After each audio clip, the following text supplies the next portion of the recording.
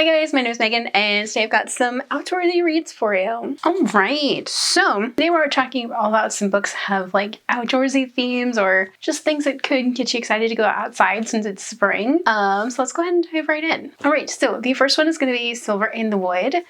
This is kind of a historical queer green man retelling-ish. This is following a man who lives in the woods and may or may not realize that he's sort of mythical, magical, that kind of thing. And it's also following the lord who now has inherited the the Greenwood Hall and the forest land that surrounds it, and how he's kind of obsessed with this mythical man that kind of haunts the woods and goes after supernatural creatures that are causing problems. And it's very soft and very like nature focused, and like the woods plays a huge kind of like character in the story, and it's really nice. So next up I have A Song for the Wild Built. This is a very soft kind of solar punk science fiction book.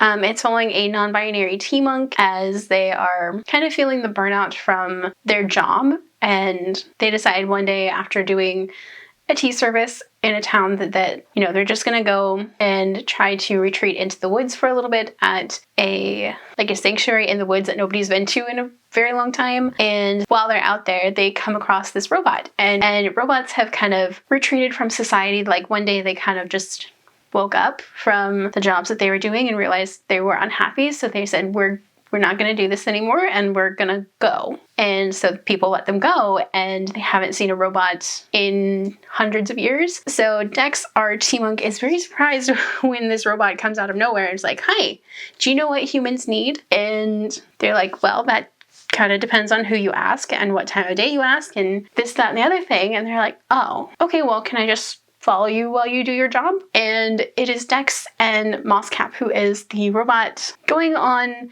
this little journey to this retreat place and having kind of a not really a come to Jesus moment, but like a moment where Dex realizes that they're having some problems and they have to deal with it before they can help other people again. And Mosscap helps them with that. And it's just really sweet and comforting, and it's one that I would highly, highly recommend. It's very soft and soothing and kind of like a cup of tea.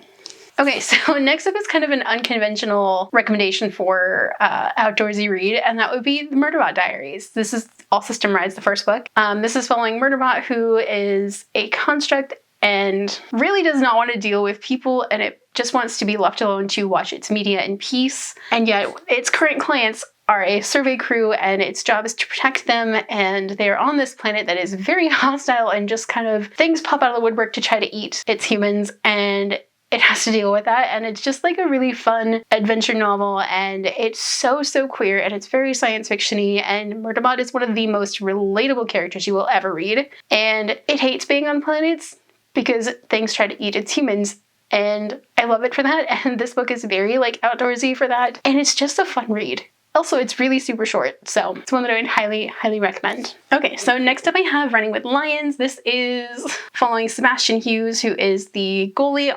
He's a senior, and he's also the goalie for the soccer team, and this is following the soccer team at their summer training camp. You know, they're trying to show the new players the ropes and like how they're like all the new drills and things. And one of the new players is Amir, who is one of Sebastian's childhood friends. They had kind of a friendship breakup kind of thing, and now Amir is back and he wants to be Sebastian's friend again, and they kind of need the team to start meshing together so they can start getting acquainted and like start working as a team. This book is just fun and full of so many queer characters, and if you loved All for the Game but want something softer, this is the one to go for. Next up I have Squire. This is a graphic novel. It's about a girl who just wants to be a knight, and she starts realizing that things aren't exactly what they seem, and it's her doing her training and making friends and also making enemies, and realizing that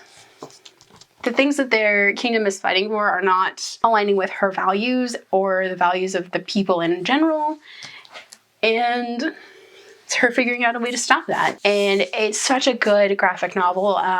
It's by two Palestinian authors, and the characters are Palestinian, and would highly, highly recommend reading this one. It is one that I think everybody should read, and I think it should be required reading. It's just such a good book, and I can't recommend it enough. And then the last but not least book for this recommendation is going to be In an Absent Dream. This is the 4th book in the Wayward Children series.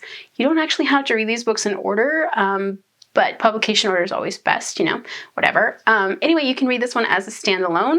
This is following Lundy, who finds a door, and it leads her to the goblin market where you can make deals or barter or trade things for powers and adventures. And it's her basically living in this goblin market for years at a time and not wanting to grow up, and then making the ultimate sacrifice of not being able to grow up eventually. And it's just such a wonderful adventure filled with like outdoor markets and being in the woods and in this cottage library filled with books, finding that the things you bargain for aren't always what you want. And it's one that I would really, really recommend if you're into the Wayward Children series at all. This one's a really interesting one because Lundy is a character that was kind of a not nice person in the first book, so it's interesting to see her perspective and her door and how she got where she was. All right, so those are all of the books that I would recommend for outdoorsy adventures, or getting psyched up to go on outdoor adventures for this spring.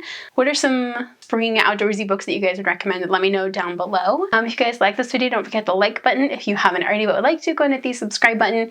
And if you'd like to follow me on social media for more bookish stuff, check out the links down below. Alrighty, bye guys.